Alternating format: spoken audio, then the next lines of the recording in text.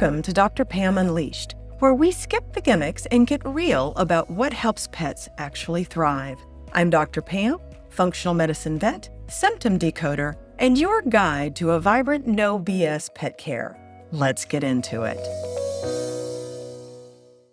Welcome back to Dr. Pam Unleashed. This is episode 2 of the Gland Effect. It's not bad luck, it's chemistry. So I had a conversation the other day with an old friend of mine, old as in friendship, not as in him. He's actually about 10 years younger than me. It didn't matter. We got to laughing about how things just, break now. And I don't mean some big injury story that you get to brag about. I skydived, I hiked the Grand Canyon, I ran the rapids, or my fish was this big. None of that. You bend over, you pick up a sticky note off the floor, and suddenly your back's out. You go to sleep completely normal and wake up with shoulder pain you cannot explain. Here's the thing though, it's not really for no reason. A lot of it's cumulative. Repetitive motion creates microtrauma. Microtrauma has been building for years quietly before it ever shows up as a thrown out back over a sticky note. But here's what changes the equation. How well your body handles that accumulation isn't just about mileage. It's about chemistry. It's hormones doing less than they used to or doing it differently than they used to. And your body losing some of its ability to recover from the wear and tear that is always happening in the background. Today, we're going to talk about what's actually happening when that shift occurs in humans and in dogs, because it turns out the mechanism might be more similar than you think. And in dogs, we get to watch it happen in fast forward, which tells us something important about what's really going on. Let's get into it. The slow version: menopause, andropause, and muscle. For a lot of women listening, you already know exactly what I'm talking about because you've lived it. And if you haven't, pay close attention because your future is calling. Somewhere in your 40s or 50s, things start changing. Maybe it's strength. You used to be able to do X and now you can't, not without paying for it the next day. Maybe it was recovery. The same workout that used to leave you fine by morning now leaves you sore for 3 days. Here's what's actually happening underneath that. Estrogen isn't just a reproductive hormone. It's involved in keeping muscle built and maintained, specifically the fast twitch muscle, the kind that's responsible for power, quickness, and explosive movement. Not your endurance muscle, the kind that gets you through a long walk. Fast twitch muscle is the kind that gets you off the couch fast or catches you when you stumble. When estrogen declines, that fast twitch muscle is disproportionately affected. It's not evenly distributed wear and tear. It's a specific targeted loss hitting the type of strength you'd actually notice missing: power, quickness, that split-second reaction time. Now, men, I don't know what it's like to be one, but I've heard enough from my husband and my male friends and clients to know that you're not exempt from this. It's just quieter, or maybe you just don't talk about it. Nobody throws you a party or writes an article about it. Testosterone starts its gradual decline sometimes in your 30s, and it keeps sliding year over year so slowly that most men don't notice until they compare themselves to what they used to do over a decade ago. It's the same basic story underneath though: less muscle, slower recovery, joints that ache for no obvious reason, energy that used to be there that now takes more effort to access. And here's the thing men rarely connect it to. Testosterone plays a real role in mood and motivation too, not just physical performance. A lot of men chalk up feeling flatter, less driven, and more irritable to stress or work or just getting older, when some real percentage of that is chemistry, the exact same way it is for women. And for both sexes, this doesn't happen overnight. It happens gradually, over years, sometimes over a decade, before it's fully underway. Your body gets some time to adjust, however imperfectly. For dogs, not so much. There's no decade of gradual adjustment. We create this overnight with a surgery. The abrupt version: what happens in dogs? Here's the timeline. After a neuter, testosterone doesn't taper off over the years the way it does in an aging man. Most of the drop happens within the first 24 hours.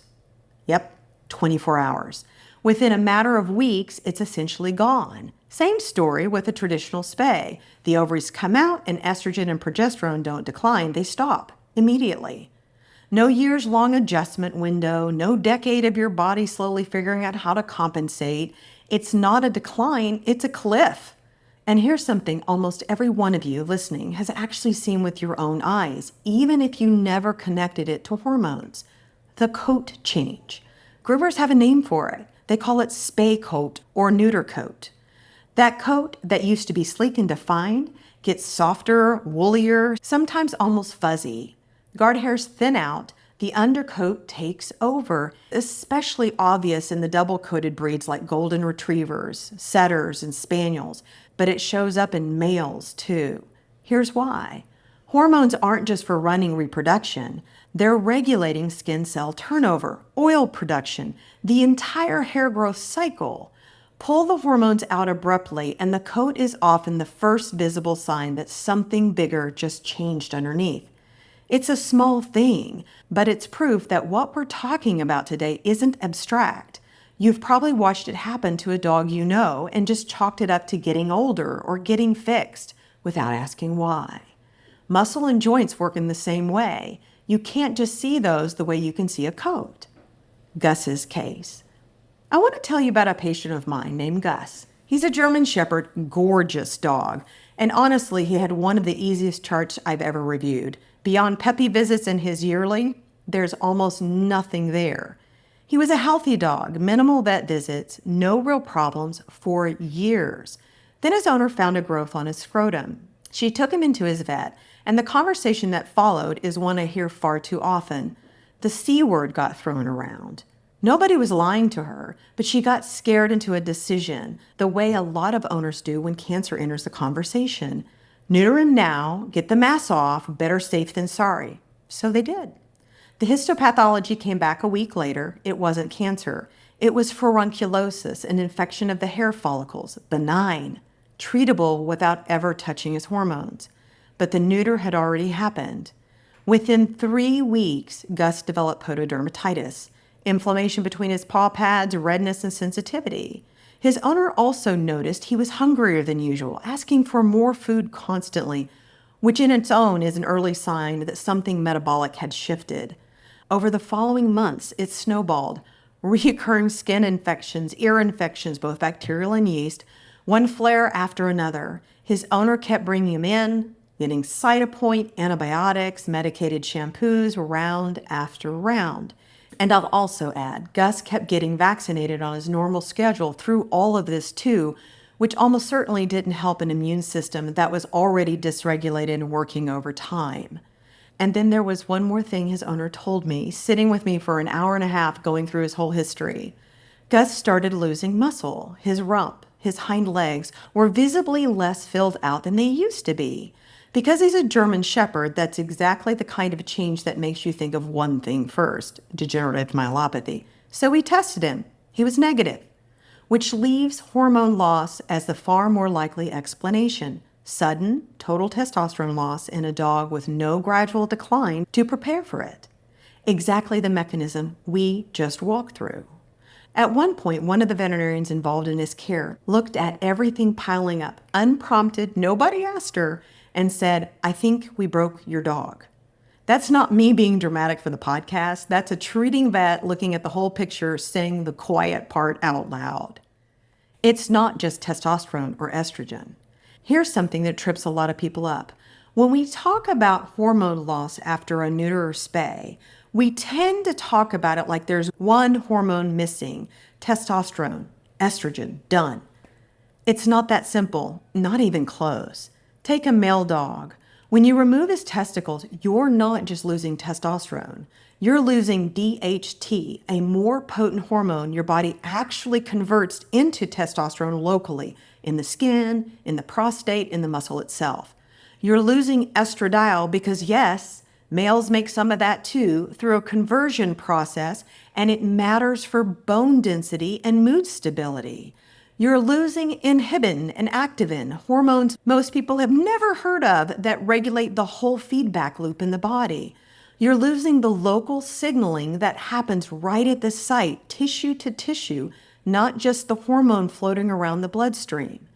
And here's the part that really gets me. Even when we replace testosterone, actual injections, real hormone replacement, we're not fully replicating what was there because the body doesn't release hormones in one steady stream. It pulses, it's rhythmic. An injection gives you a spike and a decline over and over, not the natural rhythm the body was built around. I know this personally, not just clinically. I'm on hormone replacement myself, testosterone, progesterone, estradiol, at doses my doctor and I have worked hard to get right. And even with all of that done well, something still feels different than it did before. Not wrong, just different. That's not a failure of treatment. That's how much we're actually getting from a full functioning gland that we didn't appreciate until it was gone. So when we talk about restoring hormones in a dog who's already been neutered or spayed, and that's exactly what we're getting into next episode, I want you to walk in with real expectations. We can do a lot. We can genuinely help, but we're not flipping a switch back on. We're doing our best to rebuild something that was a lot more complex than any of us were ever taught. So here's where that leaves us.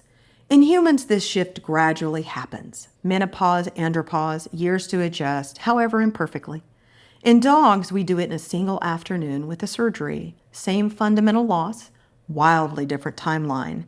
And it's not just about muscles or joints or the coat in which you can actually see change in your dog. It's dozens of hormones working together in a rhythm we're only beginning to understand in humans and especially in dogs.